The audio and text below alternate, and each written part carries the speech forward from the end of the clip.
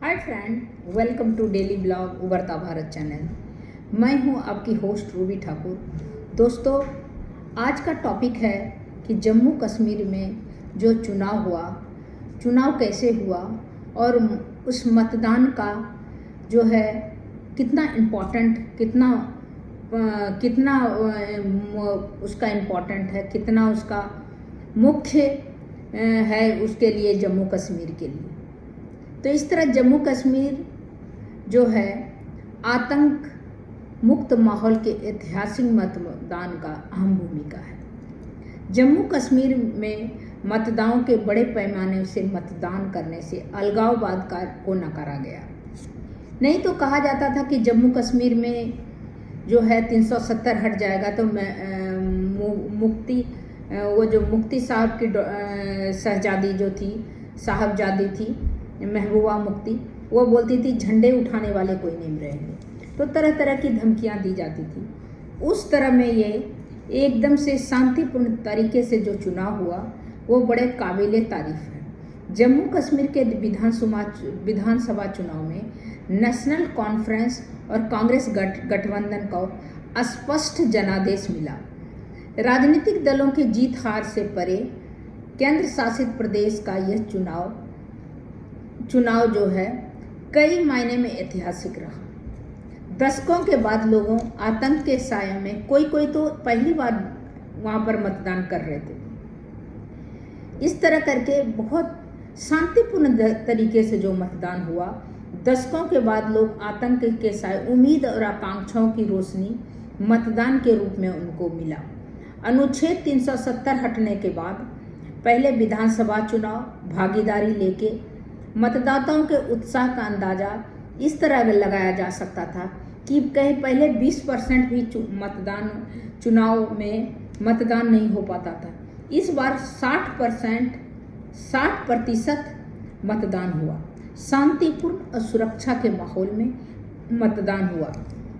लोगों को इस तरह अपने लोकतांत्रिक अधिकारों का उपयोग किया जिस तरह देश के दूसरे हिस्सों में दिल्ली, पंजाब, हरियाणा, बंगाल, बिहार सब में करते हैं। अगर जम्मू कश्मीर आज आतंकवाद के बजाय पर्यटन के बातचीत के केंद्र रहा, क्योंकि वहाँ का मुख्य जो वहाँ का बिजनेस है, मुख्य जो वहाँ का सबका उद्योग है वो पर्यटक उद्योग है।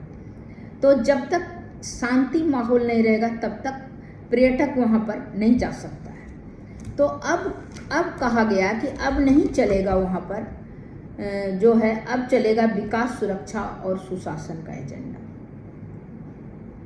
तो इस तरह करके वहाँ पर जम्मू कश्मीर इलेक्शन रिजल्ट 2024 में जम्मू कश्मीर में इंडिया अलायंस को बहुमत मिला। उमर भी जीते। बीजेपी को 29, पीडीपी को 3 पर सिमट गई।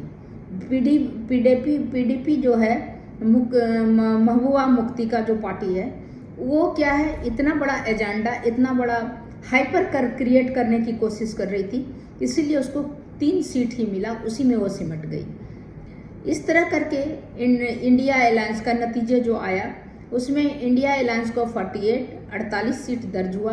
अब पूर्ण बहुमत से सरकार बनाने का राह साफ हो गया उनका, और वो सरकार बनाने के लिए अपना दावा भी उमर अब्दुल्ला ने किया। वहीं बीजेपी अपनी जीती हुई 29 सीटों पर विधानसभा का दूसरी सबसे बड़ी पार्टी है, अपोजिशन वाला। एक दशक के बाद हो रहा जम्मू कश्मीर विधानसभा चुनाव अभी तक 90 में से 87 सीट और फिर इस तरह जो है नेशनल कॉन्फ्रेंस को और कांग्रेस अलायंस को पूर्ण बहुमत आया और उन्होंने ही दावा ठोका अपना सरकार बनाने का। वहाँ भारतीय जनता पार्टी के अध्यक्ष रविंद्र रैना जो अपने सीट नौशेरा से 7000 वोटों से हार गए हैं, अपने दम पर चुनाव लड़ने वाले आम आदमी पार्टी के खाते में 1 सीट आई है। इस तरह करके जो है वहाँ पर चुनाव लड़ने का प्रक्रिया जो है सब खत्म हो गया। अब फाइनली उमर और उसके अलायंस जम्मू कश्मीर में से राष्ट्रपति शासन हटा। उमर अब्दुल्ला की सरकार का रास्ता साफ हो गया। नेशनल कॉन्फ्रेंस का नेता उमर अब्दुल्ला शुक्रवार को उपराज्यपाल मनोज सिन्हा से मुलाकात की। जम्मू कश्मीर में हाल ही संपन्न विधानसभा चुनाव में नई सरकार बनाने का दावा पेश करने की बात हुई, लेकिन सबसे जो बड़ा दल उभरा है कांग्रेस अलायंस नेशनल कॉन्फ्रेंस, वो उमर अब्दुल्ला का है। एनसी कांग्रेस गठबंधन को 48 सीट मिली है, भाजपा को 29 सीट मिली है। उमर अब्दुल्ला ने उपराज्यपाल मनोज सिन्हा से मुलाकात करके सरकार बनाने का दावा पेश किया। उमर सर्वसम्मति से एनसी विधायक दल के नेता चुने गए और एक आधिकारिक आदेश के अनुसार जम्मू कश्मीर में राष्ट्रपति शासन हटा लिया गया, जिससे केंद्र शासित प्रदेश में नई सरकार के गठन का रास्ता साफ हो गया। नेशनल कॉन्फ्रेंस के नेता उमर अब्दुल्ला द्वारा शुक्रवार को उपराज्यपाल मनोज सिन्हा से मुलाकात करके जम्मू कश्मीर में हाल में संपन्न विधानसभा चुनाव में नई सरकार बनाने का उनका दावा जो पेश हुआ,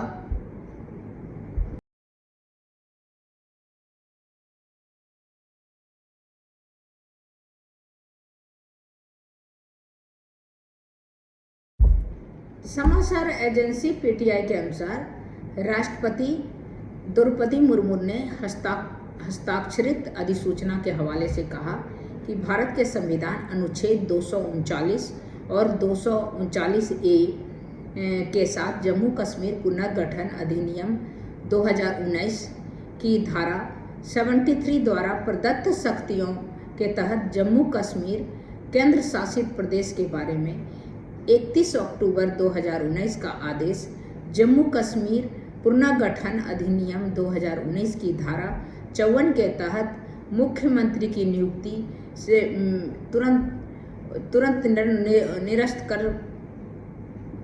निरस्त हो जाएगा कि नियुक्ति से तुरंत पहले निरस्त हो जाएगा। उनका इस तरह करके एनसी और कांग्रेस गठबंधन सरकार जो है सरकार बनाने का दावा ठोक रहा है। उमर अब्दुल्ला 19 जून 2018 को पीडीपी भाजपा गठबंधन टूटने के बाद क्षेत्र में राष्ट्रपति शासन लगा दिया गया था। 2019 में सरकार ने संविधान अनुच्छेद 370 को निरस्त किया, राज्य को केंद्र शासित प्रदेश का दर्जा दिया। उमर अब्दुल्ला जो नेशनल कॉन्फ्रेंस के और कांग्रेस के जो सर्वसम्मति से नेता चुने गए, जिसने मुख्यमंत्री के रूप में उन्होंने दूसरा कार्यकाल का रास्ता उनका साफ हो गया।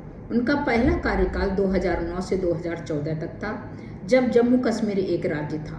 फिर एनसी कांग्रेस गठबंधन सरकार के अधीन था। शनिवार को नेशनल कॉन्फ्रेंस के अध्यक्ष फारूक अब्दुल्ला ने कहा कि नई सरकार का मुख्य उद्देश्य जम्मू कश्मीर का राज्य का दर्जा बहाल करना होगा। इस तरह करके हमारी प्राथमिकता होगा जम्मू कश्मीर को एकजुट करना और चुनाव के दौरान फैलाई गई नफरतें को खत्म करना। राज्य का दर्जा बहाल किया जाना चाहिए ताकि राज्य ठीक से काम कर सके, हम अपने कर्तव्यों को पालन कर सके। जम्मू कश्मीर विधानसभा चुनाव 10 साल के अंतराल के बाद पहली बार आयोजित किए गए। जम्मू कश्मीर विधानसभा चुनाव में नेशनल कॉन्फ्रेंस ने 42 सीट जीती, जब कांग्रेस ने सिर्फ 6 सीट मिली। कश्मीर में 5 और जम्मू में 1। दोनों पार्टियों के चुनाव पूर्व गठबंधन किया था।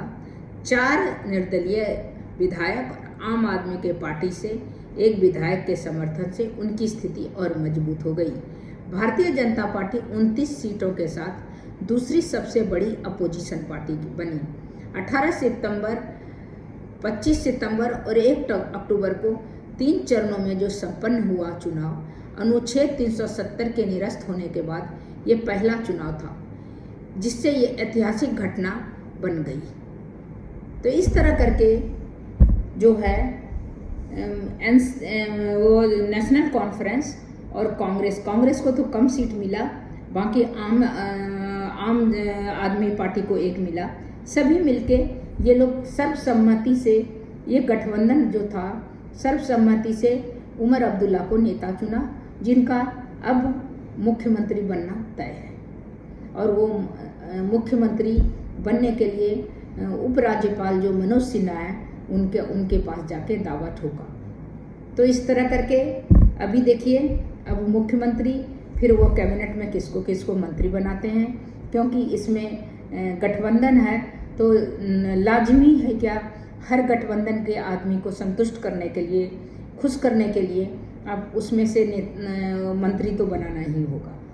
मेन मोटो होता है कि राज्य को जो विकास के गतिशील राज्य है उसकी गति को नहीं रोकना और उस गति को चलते रहना, जिससे कि जो भी आतंक गतिविधियां हो रहा था जम्मू कश्मीर में वो बंद हो जाए और सभी जो है मेन स्ट्रीम में सभी वहाँ के युवा जो है लग जाएं अपने कार्य में, अपने सभी पढ़ाई लिखाई में जिस एज ग्रुप के हैं, तो सबका जो है मेन जो है व्यू हो कि देश को, स्टेट को आतंक मुक्त, भय मुक्त बनाना, जिससे कि वहाँ पर जो है ये आपका जो है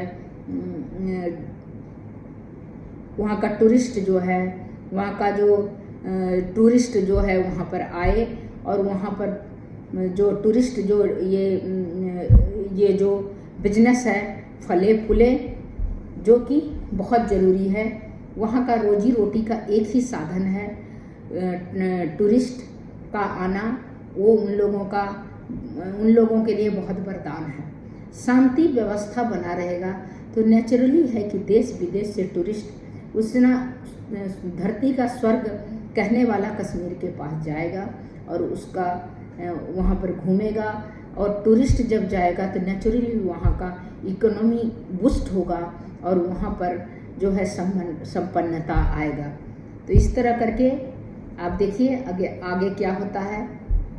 तो वो तो अब ये उमर अब्दुल्ला जब अपना सरकार बनाएंगे, गवर्नमेंट बनाएंगे, कैबिनेट में अपने जो मंत्रिमंडल में जो बनाएंगे, उनका कार्यकाल किस तरह होगा, मुझे लगता है अच्छा ही होना चाहिए। जो गति जो है वहाँ का जो विकास का जो गति है वो अगर चलती रहेगी तो ज़रूर एक दिन वो विकास में अग्रसर रहेगा। तब तक इतना ही, फिर मिलती हूँ अगले वीडियो में। तब तक के लिए नमस्कार। और मेरे वीडियो को लाइक कीजिए, सब्सक्राइब कीजिए, बेल आइकॉन दबाइए। इसी तरह मैं इंटरेस्टिंग वीडियो आपके लिए लेके आती हूँ।